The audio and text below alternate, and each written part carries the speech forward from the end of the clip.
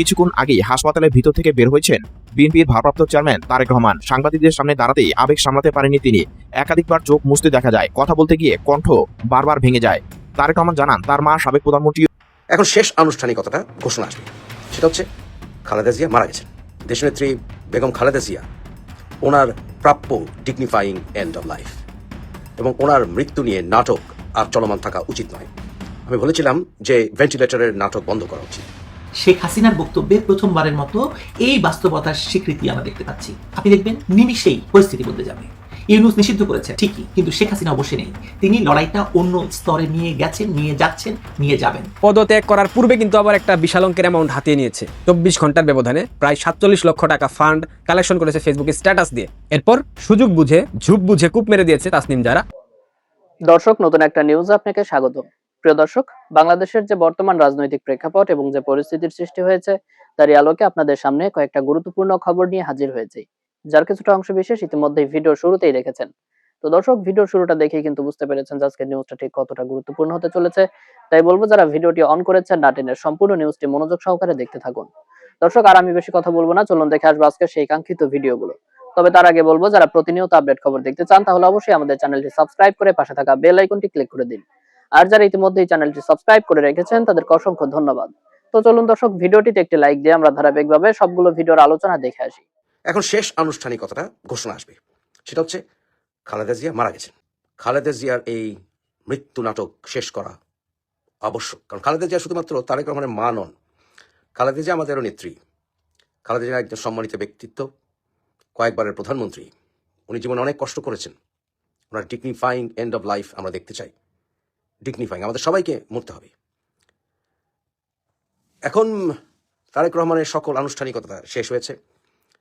সে সমাবেশে যুক্ত হয়েছে, ভাষণ দিয়েছে। তার আবার কি মেটিকুলাস প্ল্যান কে জানে, তাও আমরা ইঙ্গিত পেলাম। He has a plan. তারপরে সেই হাতির কবরেও গেছে। ইলেকশন কমিশনের নির্বাচনের জন্য সে তার প্রার্থিতা এখন জাস্ট আনুষ্ঠানিকতা বাকি আছে কিছু। ন্যাশনাল আইডিও করেছে। এখন শেষ আনুষ্ঠানিকতাটা ঘোষণা আসবে, সেটা হচ্ছে খালেদা জিয়া মারা গেছেন।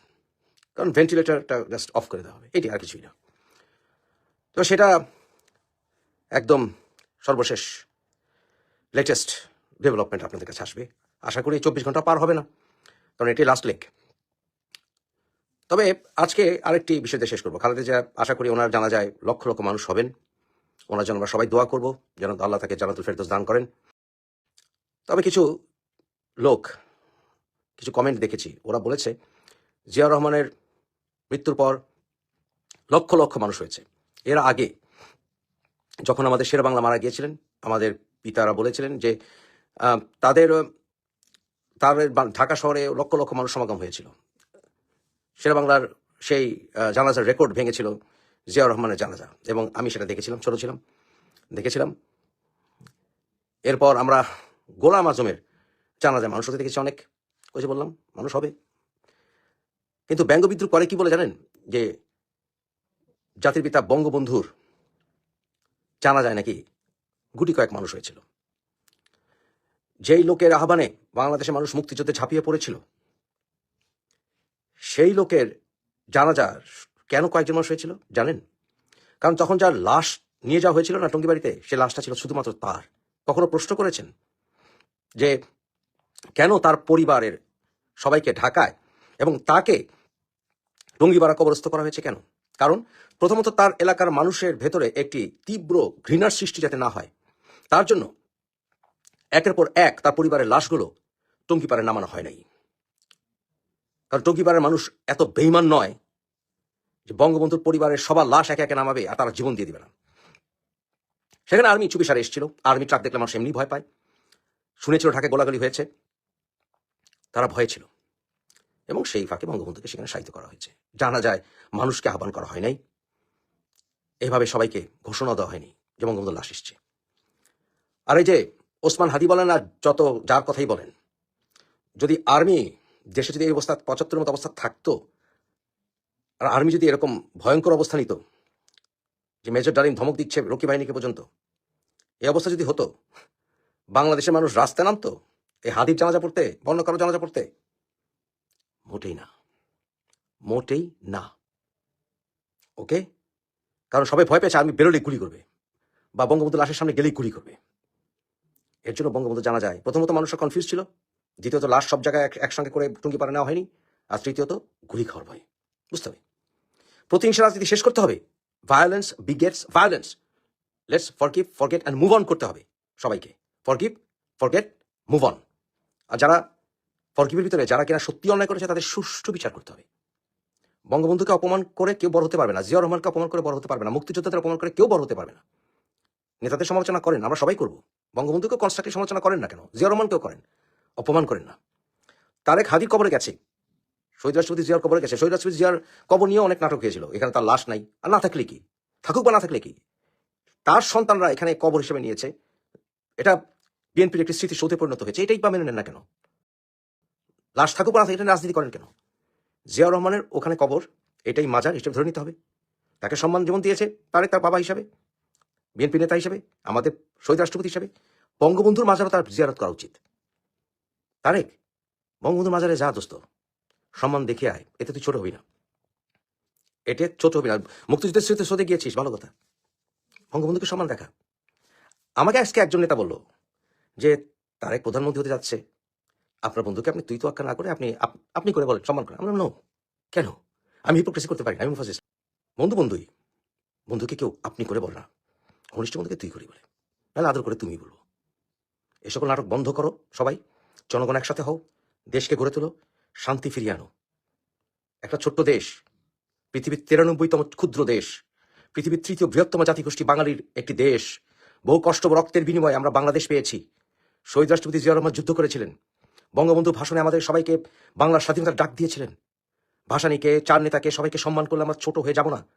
এম.এ. ওসমানকে সম্মান দিলে আমরা ছোট হয়ে যাব না। যার যা অবদান তা স্বীকার করে দেশকে সামনের দিকে এগিয়ে নিয়ে যাও। সবাই একসাথে কাজ করো, দেশকে জালেমদের হাত থেকে রক্ষা করো। দিল্লি না ঢাকা, ঢাকা ঢাকা, সেভেন সিস্টার্স খেয়ে ফেলবো, দখল করব, দিল্লির মসনদ দখল করব, গাজওয়াতুল হিন্দ প্রতিষ্ঠা করব, এটা করব, সেটা করব, কত ধরনের বাহারি রকমের কথা। সবকিছু খুব জলদি পতন হচ্ছে তাদের। এনসিপি, জাতীয় নাগরিক পার্টি, এই জাতীয় নাগরিক পার্টির বারবার ভারতকে হুমকি দিয়েছে তাদের সেভেন সিস্টার্স ভেঙে ফেলবো। ভারতের অপরাধ ফেসিস্ট শেখ হাসিনাকে আশ্রয় দেওয়া, আওয়ামী লীগের কর্মী সমর্থকদেরকে আশ্রয় দিয়ে তাদেরকে জীবন রক্ষা করা, এটাই একমাত্র অপরাধ। আর বাকি কথা বলা হতো ভারতীয় আধিপত্যবাদ বাংলাদেশ থেকে নির্মূল করতে হবে। কিন্তু গত 15 মাসে সুৎখুর ইউনূস একটা ভারতীয় আধিপত্যবাদ আচরণ তারা প্রকাশ করতে পারেনি, তারা কোনো চুক্তি বাতিল করতে পারে নাই। কিন্তু এনসিপির এরা বারবার বলার চেষ্টা করেছে ভারতীয় আধিপত্যবাদ ভারত বাংলাদেশকে নিয়ন্ত্রণ করে, ভারত বাংলাদেশকে শোষণ করে, কত কথা। আসলে ভারত বিরোধিতা কোনো বিষয় না, বিষয় হচ্ছে হিন্দু বিরোধিতা।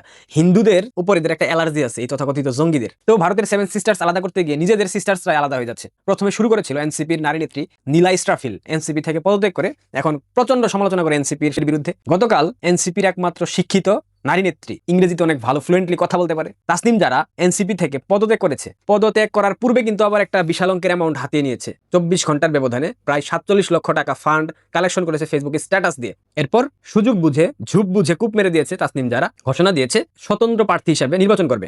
আমার প্রশ্ন হচ্ছে হঠাৎ করে এই সিদ্ধান্ত কেন? তাসনিম জারার পক্ষ থেকে জানা গেছে বিভিন্ন সূত্রের মারফতে তাসনিম জারা এনসিপির সাথে থাকতে চাচ্ছেন না, কারণ এনসিপি জামায়াতের সাথে জোট করেছে। আমার কথা যারা আপুকে, যারা আপু আপনার জামাই যখন জামাতের টাকায় দেশের বাইরে পড়াশোনা করতে গেল স্কলারশিপ নিয়ে, তখন আপনি তো আপনার জামাইকে ছেড়ে দেন নাই। সেক্ষেত্রে আপনি এখন এনসিপি কে ছেড়ে দিচ্ছেন জামাতের সাথে জোট করার কারণে। এসব গল্প কাদেরকে শুনুন? এসব গল্প তো পাবলিক বিশ্বাস করবে না। আপনার জামাই যখন জামাতের টাকায় চলে আপনাকে খাওয়ায় তখন খুব ভালো লাগে, আর এখন এনসিপি জামাতের সাথে জোট করতেছে, এখন আপনার ভালো লাগতেছে না, আপনি আলাদাভাবে স্বতন্ত্র হয়ে নির্বাচন করবেন। ভালো কথা, আপনি করতে পারেন সেটা। তবে 6000 কিংবা 5000-এর মতো ভোটারের স্বাক্ষর লাগে। আজকে শেষ সময়, আপনি কি আজকে সারাদিনের মধ্যে 5000 ভোটারের স্বাক্ষর সংগ্রহ করতে পারবেন?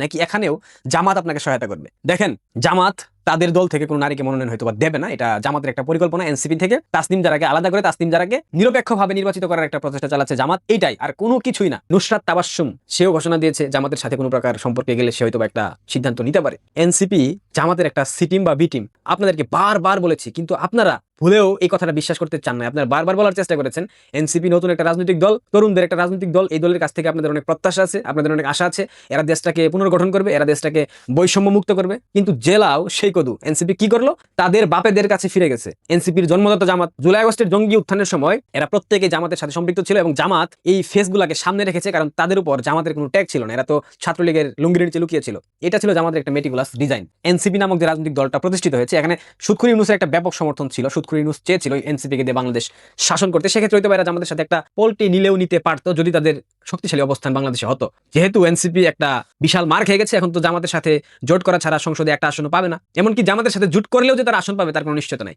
বাংলাদেশের যে কোনো আসন থেকে এই এনসিপির জঙ্গিদেরকে যদি ভোট করার কথা বলা হয়, এরা তাদের জামানত রক্ষা করতে পারবে না। এটা আমি প্রায় 10 মাস আগে থেকে বলতেছি। পারবে না, লিখে রাখেন। যদি ফেব্রুয়ারি 12 তারিখ নির্বাচন হয়, অসংখ্য কথা শোনা যাচ্ছে নির্বাচন হবে না। নির্বাচন বানচাল করার জন্য হয়তোবা আরো একটা মুরগিকে, আরো একটা বকরিকে বলি দিতে পারে জামাত, এবং সেই বকরির তালিকায় আছে আসিফ মাহমুদ সজীব ভুইয়া এবং হাসনাত আব্দুল্লাহ। এটা আমাদের বানানো কোনো গল্প না, এটা গোয়েন্দা সূত্রে প্রাপ্ত তথ্য। দেখে নেবেন, যদি জামাত বুঝে যায় নির্বাচনে তারা ঠিকমতো সুবিধা করতে পারবে না, তারা প্রশাসনের সহায়তা পাবে না, সেক্ষেত্রে নির্বাচনকে বানচাল করার জন্য একটা বকরিকে আবারও বলি দিবে। First choice Hasnat Abdullah, second choice Asif Mahmud Sajib Bhuiyan. যেমনটা হাদিকে বলি দিয়ে জামাত বিএনপিকে কোণঠাসা করে নির্বাচনটাকে দীর্ঘায়িত করার চেষ্টা করেছিল, কিন্তু সেটা তারেক রহমান বাংলাদেশে প্রবেশ করার পর হাদি ইস্যুটাকে একদম খতম করে দিয়েছে। মিডিয়াতে হাদি নামে কোনো চ্যাপ্টার এখন আর নাই। এমনকি ফেসবুকের ইন্ডিয়ার যে ম্যাটার অফিস, সেই অফিস থেকে হাদিকে জঙ্গি ঘোষণা করা হয়েছে। হাদির ছবি ভিডিও যারা আপলোড করেছিলেন তারা দ্রুত সরিয়ে ফেলেন। গতকালকে বলেছি, হাদিকে সব জায়গা থেকে আউট করে দিয়েছে বিএনপি। হতে পারে এখানে বিশাল একটা বিনিয়োগ তারা করতেই পারে। নতুন আরো একটা চ্যাপ্টার সামনে নিয়ে আসার জন্য হয়তোবা বলে দেবে আসিফ মাহমুদ সজীব ভুইয়াকে, হয়তোবা হাসনাতকে। যে কোনো সময় হতে পারে, আবার নাও হতে পারে, একদম নিশ্চিতভাবে বলতেছি না। জামাত যদি আবার বিএনপির সাথে তাদের একটা সমঝোতা হয়ে যায়, কে বিরোধী দল থাকবে, কে কত আসন নেবে, সেক্ষেত্রে বলি নাও দিতে পারে। তবে বলি দেওয়ার সম্ভাবনা অনেক বেশি। এনসিপির যারা আপাদমস্তক বাটপার, সে কিন্তু দ্বৈত নাগরিক। এখন দেখা যাক সে তার নাগরিকত্ব ক্যান্সেল করেছে কিনা। নির্বাচন উপলক্ষে যখন নির্বাচন কমিশনের কাছে তার সব আমলনামা দাখিল করবে, তখন তো আমরা অবশ্যই জানতে পারবো। যারা অনেক ধূর্ত, অনেক চালাক, যারা বুঝে গিয়েছে এনসিপির সাথে থাকলে আসলে প্রকৃতপক্ষে কিছুই হবে না, উল্টা কিছুদিন পর আরো চাপের মধ্যে পড়তে হবে, সেক্ষেত্রে জামাতের সাথে পরামর্শের মাধ্যমে যারা চমৎকারভাবে স্বতন্ত্র প্রার্থী হিসেবে নির্বাচন করবে। কিন্তু যারা যদি ভেবে থাকে তাদের কোনো শাস্তি হবে না, তাদের কোনো বিচার হবে না, তারা কোনো ভুল করেনি, তাহলে এটা বিশাল একটা অন্যায় হচ্ছে। রাষ্ট্রের ধ্বংসকারী হিসাবে প্রথম শ্রেণীতে যেই কয়েকজন ছিল, এর মধ্যে যারা অন্যতম, প্রত্যেকটা বিদেশি গোয়েন্দা সংস্থা, প্রত্যেকটা বিদেশি ষড়যন্ত্রকারীদের সাথে ইংরেজিতে কনভারসেশন করার জন্য প্রত্যেকটা মিটিং এ এই তাসনিম যারা উপস্থিত ছিল, সে ফ্লুয়েন্টলি ইংরেজিতে কথা বলতে পারে। এটা তার একটা অ্যাডভান্টেজ ছিল এবং সেটা কাজে লাগিয়েছে এনসিপির। তো জামাতিরাও যারাকে বিভিন্ন জায়গায় পাঠিয়েছে, শুধুমাত্র মিটিং করার জন্য পাঠিয়েছে এটা বলতে পারবো না, আড়ালে অনেক কিছু হতে পারে। আসলে এভাবে বলতে হয় না, হতে পারে, কারণ তিনি যেহেতু এই বিষয়ে অনেক এক্সপার্ট, ডক্টর, সো হতে পারে। বাংলাদেশে বাক স্বাধীনতার অনেক অনেক অনেক উৎসব হচ্ছে, দেখতে পাচ্ছেন না? শাহবাগে তারেক রহমানকে কটূক্তির অভিযোগে একটা শিক্ষককে গ্রেফতার করা হয়েছে। কেন বাক স্বাধীনতার যুগে আপনারা গ্রেফতার করবেন কেন? ডিজিটাল নিরাপত্তা আইন, এটা এখনো বাতিল কেন করা হচ্ছে না? ওয়াই? আপনারা না বাক স্বাধীনতার জন্য সংগ্রাম করেছিলেন? বাংলাদেশের সাধারণ মানুষ, সকল শ্রেণীর মানুষের উদ্দেশ্যে বলি, আপনারা তো একটা বৈষম্যহীন বাংলাদেশ চেয়েছিলেন, বাক স্বাধীনতার বাংলাদেশ চেয়েছিলেন। তাহলে তারেক রহমান তো এখনো প্রধানমন্ত্রী হয় নাই, বিরোধী দলেও নাই, শুধুমাত্র একটা দলের ভারপ্রাপ্ত চেয়ারম্যান, তার নামে কটূক্তি করার অপরাধে একটা শিক্ষককে গ্রেফতার করা হলো। এটা কেমন কথা? একটা মজার বিষয় দেখবেন, আপনারা অনেকে হয়তোবা জানেন, অনেকে হয়তোবা দেখে ফেলেছেন অলরেডি। তারেক রহমান গতকাল ভোটার হয়েছে, আমি একটা ভিডিওতে বলেছিলাম না? তার যে ভোটার কার্ডের মধ্যে তথ্য দেওয়া হয়েছে, সেই তথ্যটা আপনারা স্ক্রিনে দেখতে পাচ্ছেন। একবার মনোযোগ দিয়ে পড়েন, এরপর চমৎকার একটা বিষয় লক্ষ্য করবেন। শিক্ষাগত যোগ্যতা, এই পয়েন্টটার দিকে তাকান। উচ্চ মাধ্যমিক বা সমমূল্য, তার মানে উচ্চ মাধ্যমিক পরীক্ষায় তিনি উত্তীর্ণ হয়েছেন কিনা, তাতেও একটা বিশাল সন্দেহের জায়গা থেকে যায়। একটা রাষ্ট্রের প্রধানমন্ত্রী 8ম শ্রেণী পাস এবং তার গুণধর পুত্র উচ্চ মাধ্যমিক পাশ করেছে কিনা তার কোনো প্রমাণ নাই। এরা না কি করবে? রাষ্ট্র পরিচালনা করেছিল, তো করে নাই? রাষ্ট্র পরিচালনা করেছিল, দুর্নীতির ওয়ার্ল্ড কাপে 4বার চ্যাম্পিয়ন হয়েছে, যেটা আর্জেন্টিনা ব্রাজিলও পারেনি। কি হয়েছে না? অস্বীকার করতে পারবে? খুন, গুম, সন্ত্রাসী হামলা, সংখ্যালঘু নির্যাতন, কি হয়নি 2001 থেকে 2006 সালে? জনগণের ট্যাক্সের টাকা পকেট কেটে নিয়ে দেশের বাইরে পাচার করেছে, 17 বছর লন্ডনে রাজকীয় জীবন যাপন করেছে। টাকার উৎস কি ছিল? তিনি কোনো বিজনেসও করেন নাই, তাহলে এই বিলাসী জীবন, রেঞ্জ রোভার গাড়ি কোত্থেকে এসেছে? কে দিয়েছে টাকা? এসব বলতে গেলে আমরা ভালো না, আমরা বেশি কথা বলি, আমাদেরকে মেরে ফেলবেন। দেশে এসে কথা বল, কত লেকচার মানেন আপনারা। সত্য কথা বলতে গেলে কি চমৎকার আপনাদের চিন্তাধারা। একটা কথা মাথায় রাখবেন, সাপের মুখে চুমু দেওয়া আর বেজির গর্তে হাত দেওয়া, দুইটা অনেক বেশি ভয়ঙ্কর। একবার যদি সবল মারে তবে আইসিইউতে জায়গা পাবেন না। বাংলাদেশের রাজনীতিতে কে সাপ আর কে বেজি একটু অ্যানালাইসিস করে বের করার চেষ্টা করেন। ভালো থাকবেন। আর 7 সিস্টার্স দখলকারীদের জন্য অগ্রিম শুভ কামনা, কারণ তোমাদের কপালে নির্বাচনের পর যেই দুর্দশা এবং দুর্গতি অপেক্ষমান, সেটা ভাবলে আমার গা শিউরে উঠতেছে। শেখ হাসিনা দ্য ওয়ালকে দেওয়া সাক্ষাৎকারটা শুধু আরেকটি রাজনৈতিক বক্তব্য নয়, এটা আসলে এক ধরনের আত্মস্বীকৃতি এবং কৌশলগত পুনর্নির্ধারণ। যারা সাক্ষাৎকারটি পড়েছেন সেটা খুব গুরুত্বপূর্ণ। এই ইন্টারভিউ আগের সবগুলোর চেয়ে আলাদা, কারণ এখানে তিনি ক্ষমতার ভাষা নয় বরং সংগঠনের ভবিষ্যৎ ভাষায় কথা বলেছেন। মাঠ হারানোর পর কেউ যদি প্রথমে সংগঠন, নেতৃত্ব আর আদর্শের প্রশ্ন তোলে, তাহলে বুঝতে হবে যে তিনি লড়াইটা এখন অন্য জায়গায় নিয়ে যেতে চাইছেন। বাংলাদেশে আজকে রাজনীতির সবচেয়ে বড় বাস্তবতা হলো, রাজনীতি আর শুধু মিছিল, মাইক আর পোস্টারের মধ্যে সীমাবদ্ধ নেই। রাজনীতি এখন মানুষের মাথার ভেতরে ঢুকে গেছে। Timeline, comment, share, reels, short video, narrative, YouTube, এই সবকিছু মিলিয়েই এখন রাজনৈতিক ক্ষমতা তৈরি হয়। এই জায়গাটাই আওয়ামী লীগ সবচেয়ে বেশি অবহেলা করেছে, আর সেই অবহেলার ফলই আজ সবচেয়ে বড় ক্ষতি হিসেবে সামনে এসেছে আওয়ামী লীগের। শেখ হাসিনার বক্তব্যে প্রথমবারের মতো এই বাস্তবতার স্বীকৃতি আমরা দেখতে পাচ্ছি। যদিও তিনি সরাসরি সোশ্যাল মিডিয়া যুদ্ধে আমরা পিছিয়ে কথাটা বলেননি, কিন্তু নতুন প্রজন্মের নেতৃত্ব, আধুনিক যোগাযোগ, ডিজিটাল বোঝাপড়া, এই শব্দগুলো তিনি ব্যবহার করেছেন এবং তাতেই বোঝা যাচ্ছে তিনি এগুলোকে একটা স্বীকৃতি দিচ্ছেন, কিন্তু খুব কূটনৈতিক ভাষায়। ক্ষমতায় থাকার সময় আওয়ামী লীগ অনলাইন রাজনীতিকে কখনো সিরিয়াস রাজনৈতিক প্রকল্প হিসেবে নেয়নি। মুক্তিযুদ্ধ, অসাম্প্রদায়িকতা, গণতন্ত্র, এই বিষয়গুলো নিয়মিতভাবে অনলাইন আলোচনার অংশ হওয়া উচিত ছিল, ট্রেনিং এর অংশ হওয়া উচিত ছিল, কিন্তু বাস্তবে হয়েছে উল্টো। সুবিধাবাদী, সুযোগ সন্ধানী লোকদের দল ও তার আশেপাশে জায়গা দেওয়া হয়েছে, যারা আদর্শ নয়, সুবিধা রাজনীতি বোঝে। হাসনাত, সার্জিস, সাদিক কাইয়ুম, এরা সব উদাহরণ। এর ফলে দলের ভিতর একটা আদর্শিক শূন্যতা তৈরি হয়েছে। রাজনীতি কখনো শূন্যতা সহ্য করে না, সেই শূন্যতায় পরে অন্যরা এসে ভরাট হয়েছে খুব পরিকল্পিতভাবে, খুব ধৈর্য নিয়ে। লুঙ্গির তালে শিবির, হেলমেট বাহিনী, এরা হচ্ছে এই শূন্যতার ভিতরে জায়গা করে নেওয়া রক্তবীজের ঝাড়। অনলাইন অ্যাক্টিভিজমকে গুরুত্ব না দেওয়ার সবচেয়ে বড় প্রমাণ ছিল এটাকে সংখ্যার খেলায় নামিয়ে আনা। কথিত 10 লক্ষ সাইবার যোদ্ধার গল্প শোনানো হয়েছে আমাদের, কিন্তু যাচাই, ট্রেনিং, আদর্শিক প্রস্তুতির কোনো চিহ্ন ছিল না। নাম ছিল কিন্তু কাঠামো ছিল না। ফলাফল হয়েছে ভয়াবহ। অনেকে এই স্পেসে ঢুকে নিজেদের মতো করে ব্যবহার করেছেন, কেউ কেউ সুযোগ বুঝে ন্যারেটিভ বদলেছেন, কেউ আবার পুরোপুরি উল্টো দিকের ভাষ্য ছড়িয়ে দিয়েছে, দলের ভিতরে, দলের বাইরে, মানুষের কাছে। সংগঠিত না হলে সংখ্যার কোনো মূল্য থাকে না। রাজনীতিতে এটা নতুন কথা নয়, কিন্তু আওয়ামী লীগ সেটা বুঝতে দেরি করেছে, আর দেরির ফল তো তারা দিচ্ছে প্রতি মুহূর্তে। এর সঙ্গে যুক্ত হয়েছে দলের ভেতরের মানসিক সমস্যা। ভালো লেখাপড়া, বিশ্লেষণ শেয়ার করা, যুক্তি দিয়ে কথা বলা, এই কাজগুলোকে সময় নষ্ট মনে করা হয়েছে। অনলাইন অ্যাক্টিভিজমকে ফেসবুকিং, হালকা বা অপ্রয়োজনীয় হিসেবে দেখা হয়েছে। ফলে তথ্যভিত্তিক লেখা, ডকুমেন্টেড বিশ্লেষণ বা গভীর আলোচনা ছড়িয়ে পড়েনি, ছড়ানো যায়নি। বিশেষ করে দলের ভেতরকার যে চিন্তা বা চেতনা তৈরি করার জায়গাটি, সেই জায়গাটি খুব অনুপস্থিত ছিল। রাজনীতি তখন ধীরে ধীরে স্লোগানের মধ্যে আটকে গিয়েছিল, আর স্লোগান যখন প্রশ্নের মুখে পড়ে তখন তো তা টিকে থাকতে পারে না, পারেনি তো। যে কারণে যখন 2024 সালে তুমি কে আমি কে, রাজাকার রাজাকার নিয়ে মাঠে নেমেছিল ওরা, তখন আওয়ামী লীগের পাল্টা ন্যারেটিভ তৈরি করার কোনো জায়গা ছিল না, কেউ কাজ করেনি তখন। কারণ এই হাসনাত, সার্জিস, এরা তো সব ঢুকে গেছে এই আন্দোলনের ভেতর, আর শিবিরের সাদিক কাইয়ুমরা তো গিয়ে দখল করেছে মাঠ। অন্যদিকে যারা এই জায়গাটা সিরিয়াসলি নিয়েছে, তারা খুব দুঃখভাবে ইকো চেম্বার তৈরি করেছে, প্রশ্ন ছাড়াই শেয়ার করা, একই কথা বারবার দেখানো, ভিন্ন মতকে লেবেল দেওয়া, আর ভয়ঙ্কর গুজব ছড়ানো, এই কৌশলগুলো ব্যবহার করে তারা ভয় তৈরি করেছে। লীগ ভারতের দালাল, এই যে ট্যাগগুলো, এবং লীগ দুর্নীতি করেছে, হাজার হাজার কোটি টাকা পাচার করেছে, এই যে ট্যাগগুলো শুধু গালি নয়, এগুলো রাজনৈতিক অস্ত্র হিসেবে ব্যবহার করা হয়েছে। মানুষ ভয় পেয়েছে, প্রশ্ন করতে সাহস পায়নি। তারপর ধীরে ধীরে মানুষ তাদেরকে অন্ধভাবে অনুসরণ করতে শুরু করে রাস্তায় নেমে এসেছে। সবচেয়ে বিপজ্জনক জায়গাটা হলো ইতিহাসের বিকৃতি ঘটানো হয়েছে, সূক্ষ্ম নয়, খুব মোটা দাগে। সরাসরি অস্বীকার না করে কিছু ঘটনা চেপে রাখা হয়, কিছু ঘটনাকে অতিরঞ্জিত করা হয়, মানে আবেগ ব্যবহার করে ইতিহাসের একটা নতুন সংস্কার বানানো হয়েছে। এখানে ঘটনা নয়, ন্যারেটিভ মুখ্য হয়ে দাঁড়িয়েছে। কোন ভিকটিমকে সামনে আনা হবে, কাকে আড়াল করা হবে, খুব সচেতনভাবে এই সিদ্ধান্ত নেওয়া হয়েছে।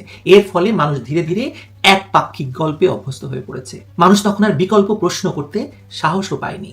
আওয়ামী লীগ মানুষকে এই সাহসটা দিতে পারেনি, তাদের দলের নেতৃত্বকে দিতে পারেনি, সাধারণ মানুষকে তো পারেনি। এই প্রেক্ষাপটে শেখ হাসিনার বক্তব্যে এখন যে নতুন সংগঠন সংস্কারের যে ইঙ্গিত এসেছে, সেটা শুধু প্রশাসনিক পরিবর্তন নয়, এটা আদর্শিক পুনর্গঠনের ডাকও বলে আমার মনে হয়েছে। তিনি যখন বলছেন স্থানীয় বাস্তবতা বোঝা নেতৃত্ব দরকার, তখন সেটা শুধু ভৌগোলিক নয়, মানসিক বাস্তবতার কথাও তিনি বলছেন।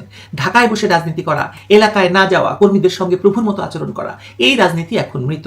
ভবিষ্যতে রাজনীতি হবে 1 to 1, মুখোমুখি প্রশ্ন আর সরাসরি যোগাযোগের রাজনীতির। এলিট রাজনীতি প্রত্যাখ্যানের কথাটাও শেখ হাসিনা বলেছেন, এবং এখানে খুব গুরুত্বপূর্ণ।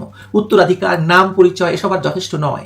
কাজ, যোগাযোগ আর বিশ্বাসযোগ্যতা, এই তিনটা ছাড়া রাজনীতি টিকবে না। নিজের সন্তানদের ক্ষেত্রেও যোগ্যতার শর্ত দিয়ে শেখ হাসিনা আসলে দলের ভেতরের সব সুবিধাভোগী গোষ্ঠীকে বার্তা দিয়েছেন। যে বিষয়গুলোতে তিনি বের হওয়ার পথ দেখিয়েছেন, সেগুলো এখানে সবচেয়ে বাস্তব অংশ। প্রথম ধাপ হলো স্বীকার করা যে আমরা অনলাইন যুদ্ধে হেরে গেছি, পিছিয়ে পড়েছি। দোষ চাপিয়ে কোনো লাভ নেই। আত্মসমালোচনা ছাড়া কোনো সংগঠন ঘুরে দাঁড়াতে পারে না। দ্বিতীয়ত, সাংগঠনিকভাবে কাজ করতে হবে। ব্যক্তিগত সাহস গুরুত্বপূর্ণ, কিন্তু ছোট ছোট গ্রুপ, নিয়মিত লেখা, পড়ালেখা করা, আলোচনা, কারেন্ট অ্যাফেয়ার্স নিয়ে খুব আপডেট থাকা, শেয়ার করা, এগুলো না করতে পারলে তো ন্যারেটিভ তৈরি করা যাবে না। নিজস্ব ন্যারেটিভ তৈরি করতে হবে, রাজনীতির ন্যারেটিভ তৈরি করতে হবে। কন্টেন্টের প্রশ্নটা তাই এখানে খুব কেন্দ্রীয়। আবেগের পাল্টা আবেগ দিয়ে লড়াই জেতা যায় না। ডকুমেন্ট, প্রমাণ, টাইমলাইন, এই জিনিসগুলো ব্যবহার করে ধীরে ধীরে ন্যারেটিভ ভাঙতে হয়। ওরা এতদিনে যে ভয়ঙ্কর ন্যারেটিভ তৈরি করেছে, মুক্তিযুদ্ধের নিহতের সংখ্যা নিয়ে যেসব ন্যারেটিভ তৈরি করেছে, সেগুলো ভাঙতে হলে আপনাকেও প্রমাণ হাজির করতে হবে, আপনাকেও তথ্য হাজির করতে হবে, বক্তব্য হাজির করতে হবে। যেসব বিষয় মানে এতদিন ইচ্ছাকৃতভাবে এড়িয়ে যাওয়া হয়েছিল, সেগুলোকে সামনে আনতে হবে। প্রশ্ন তুলতে হবে, কেন এক বিষয়ে চুপ আর অন্য বিষয়ে সরব থাকছে বিপক্ষগুলো। এই প্রশ্নগুলোই মানুষকে ভাবতে শেখাবে। সবচেয়ে বড় চ্যালেঞ্জ হলো নতুন প্রজন্মের সঙ্গে কথা বলা। জেনজির ভাষা বোঝে এমন অল্টারনেটিভ ইনফ্লুয়েন্সার তৈরি না হলে এই লড়াই অসম্পূর্ণ থাকবে। অন্ধবিশ্বাস নয়, সংশয় ভিত্তিক চিন্তা শেখানো, এটাই হবে আসল কাজ। কর্মীদের মানসিকতাও বদলাতে হবে। ভালো লেখা শেয়ার করা এখন আর ছোট কাজ নয়, এটা রাজনৈতিক দায়িত্ব। এই পুরো ছবির মধ্যে শেখ হাসিনা নিজেকে আবার প্রাসঙ্গিক করে তুলতে চাইছেন। ইউনূস সরকার তাকে নিষিদ্ধ করেছে, দলকে কোণঠাসা করেছে, কিন্তু তিনি খেলাটা এখন সংগঠন, ন্যারেটিভ আর ভবিষ্যৎ নেতৃত্বের মাঠে নিয়ে গেছেন। ভারতের ভূমিকা নিয়ে তার বক্তব্য, নরেন্দ্র মোদীর সিদ্ধান্তের প্রশংসা, সব মিলিয়ে তিনি দেখাতে চাইছেন আন্তর্জাতিক এবং আঞ্চলিক দুই রাজনীতিতেও তিনি এখনো সবচেয়ে গুরুত্বপূর্ণ খেলোয়াড়। শেষ পর্যন্ত একটা কথা খুব গুরুত্বপূর্ণ হয়ে উঠেছে, সেটা হচ্ছে রাজনীতি এখন মানুষের মাথার ভেতরে। তিনি সেটা বুঝেছেন, তিনি সেটা বলছেন। সেখানে যদি জায়গা হারান, মাঠে দাঁড়িয়ে থাকা অর্থহীন। এই বাস্তবতা মেনে নিয়ে যদি সাংগঠনিকভাবে বা সংগঠিতভাবে অনলাইনে কাজ করা যায়, ধীরে হলেও ন্যারেটিভের কেন্দ্রে ফিরে আসতে আওয়ামী লীগের সময় লাগবে না। ইউনূস নিষিদ্ধ করেছে ঠিকই, কিন্তু শেখ হাসিনা বসে নেই। তিনি লড়াইটা অন্য স্তরে নিয়ে গেছেন, নিয়ে যাচ্ছেন, নিয়ে যাবেন। এখন প্রশ্ন একটাই, দল কি সেই লড়াইয়ের জন্য প্রস্তুত? মানসিকভাবে, মাঠে এবং সবচেয়ে বড় কথা অনলাইনে। আমার মনে হয় এই অনলাইন স্ফেয়ারে আওয়ামী লীগ যদি আরো সক্রিয় হয়ে ওঠে এবং আওয়ামী লীগের যেসব নেতারা এখন চুপ হয়ে আছেন বিভিন্ন দেশে, তারা যদি আরো সক্রিয় হয়ে ওঠেন, আপনি দেখবেন নিমিষেই পরিস্থিতি বদলে যাবে। নিমিষেই বদলে যাবে সকল অপপ্রচার, সকল ব্যর্থতা এবং ডক্টর ইউনূসের অপশাসন। এই অপশাসনের সমাপ্তি ঘটবে মধ্য দিয়ে। প্রিয় দর্শক, আমি আশা করছি সবগুলো ভিডিওই আপনি মনোযোগ সহকারে দেখেছেন। সেই সাথে দর্শক, এই ভিডিওগুলো সম্পর্কিত যদি কোনো তথ্য বা মতামত থাকে তাহলে তো অবশ্যই কমেন্ট করে জানিয়ে দিন।